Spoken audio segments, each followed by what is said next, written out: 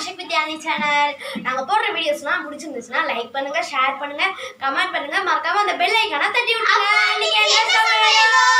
நம்ம ரவா கிச்சடி தான் பார்க்க போகிறோம். அதுக்கு 2 வெங்காயம், ஒரு துண்டு இஞ்சி எடுத்து குட்டி குட்டியாக நறுக்கிக்கிட்டேன். தக்காளி குட்டி தக்காளியாக ஒன்று நறுக்கி வச்சுட்டேன். கொத்தமல்லி, கருவேப்பிலை, இதில் வந்து பச்சை பட்டாணி, பீன்ஸு, கேரட்டு வேக வச்சு எடுத்துக்கிட்டேன். ரவையை வந்து லைட்டாக வறுத்து எடுத்துக்கிட்டேன். வாங்க எப்படி செய்யலான்னு பார்க்கலாம். இப்போ எண்ணெய் காஞ்சோன்னா கடுகும் உளுந்தும் போட்டுப்போம். அப்புறம் கடலைப்பருப்பு நல்லா பொரிஞ்சு வரட்டும். கடுகு உளுந்து எல்லாம் நல்லா பொரிஞ்சு வந்துருச்சு. உங்கள்கிட்ட முந்திரி இருந்தால் போட்டுக்கோங்க. என்கிட்ட முந்திரி காலி ஆயிடுச்சு. இப்போ 2 வெங்காயம் போடுறேன். கருவேப்பிலை, இஞ்சி, நான் 1/2 கிலோ ரவை செய்ய போகிறேன். 1/2 கிலோ ரவை கிச்சடி செய்ய போகிறேன். பச்சை மிளகாய் 4 பச்சை மிளகாய் குட்டி குட்டியாக நறுக்காமல் இது மாதிரி கீத்தாக நறுக்குங்க. குட்டி குட்டியாக நறுக்குனிங்கன்னா பசங்க சாப்பிடும் போது அது பல்லில் மாற்றும். இதெல்லாம் எடுத்து போட்டுருவாங்க, அப்புறம் உரைக்கிதுன்னு சொல்லுவாங்க. கீத்தாக நறுக்கணுன்னா அது வந்து நம்ம எடுத்து போட்டுட்டு சாப்பிட்றதா இருக்கும் பசங்களுக்கு. அது நல்லா இப்போ வதங்கிடட்டும். இப்போ வெங்காயம் வதங்கிருச்சு. சின்ன தக்காளியாக ஒன்று போட்டுக்கோங்க. உங்களுக்கு தக்காளி வேண்டான்னா போட்டுக்க வேண்டாம். இது லைட்டாக அந்த டேஸ்ட்டு நல்லாயிருக்கும் தக்காளி போட்டால் கிச்சடிக்கு, அதனால தான். இப்போ வந்து உங்களுக்கு வந்து தேவையான அளவு உப்பு போட்டுக்கோங்க. நான் அந்த அளவு உப்பு போட்டுக்கிறேன். 1/2 கிலோ ரவைக்கு தேவையான அளவு உப்பு போட்டு இது நல்லா இப்போ வதங்கிருக்கும். பார்த்திங்களா, அந்த அளவுக்கு வதங்கிருச்சு. இப்போ கிச்சடி வந்து ஒரு மாதிரி எல்லோஷியாக மஞ்சள் கலரில் இருக்கும். அதுக்கு வந்து லைட்டாக மஞ்சத்தூள், நான் ஒரு சின்ன ஸ்பூனில் 1 ஸ்பூன் மஞ்சத்தூள் போட்டிருக்கேன்.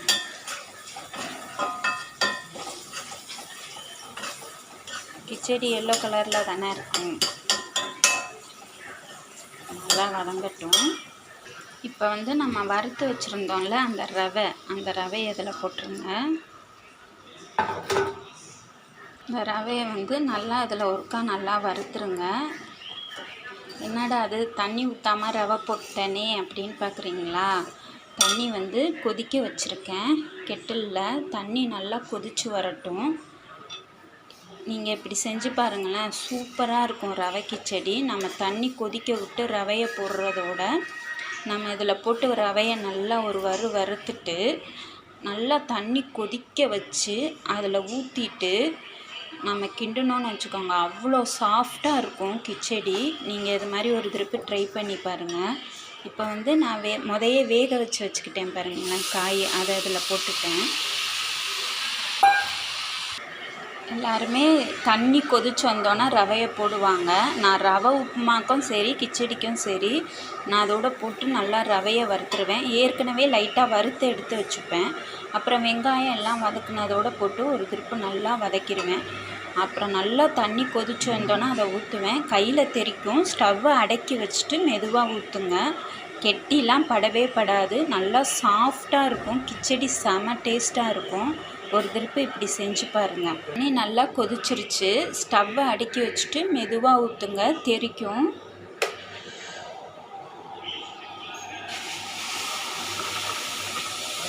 கெட்டிலாம் படாது, பயப்படாதீங்க. நான் செஞ்சு காட்டுறேன் பாருங்கள்.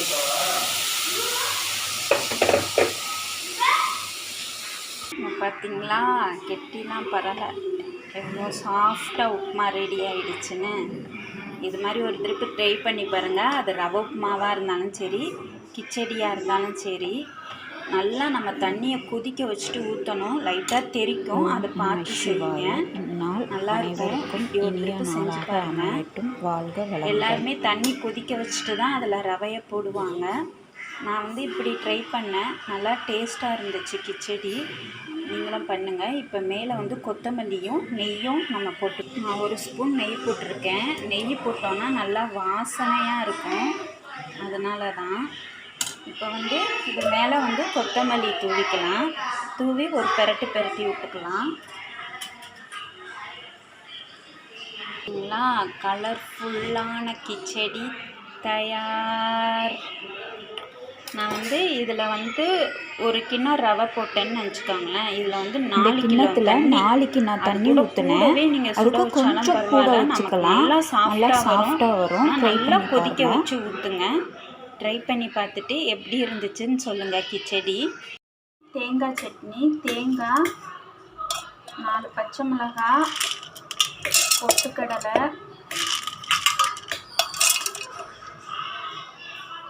ஒரு துண்டு இஞ்சி, தேங்காய், பொட்டுக்கடலை, இஞ்சி, பச்சை மிளகா, 2 பல்லு பூண்டு, கொஞ்சோண்டு கொத்தமல்லி, சின்ன வெங்காயம் இருக்குல்ல அது ஒரு 2 வெங்காயம், தேவையான அளவு உப்பு, லைட்டாக ஒரு சின்ன வெங்காயம் போட்டு இந்த சட்னி அரைச்சி பாருங்களேன், செம டேஸ்ட்டாக இருக்கும். நான் 2 சின்ன வெங்காயம் போட்டுக்கிட்டேன். சட்னி தாளிக்க கடுகு, சீரகம்,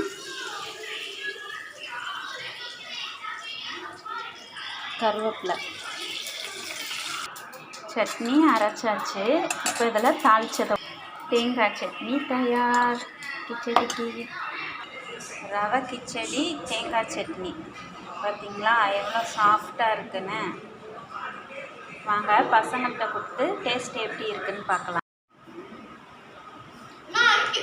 செம்ம டேஸ்ட்மா. இந்த வீடியோ பிடிச்சிருந்தா லைக் பண்ணுங்க, ஷேர் பண்ணுங்க, சப்ஸ்கிரைப் பண்ணிட்டு மறக்காம அந்த பெல் ஐகானை தட்டி விட்டுருங்க. பாய்.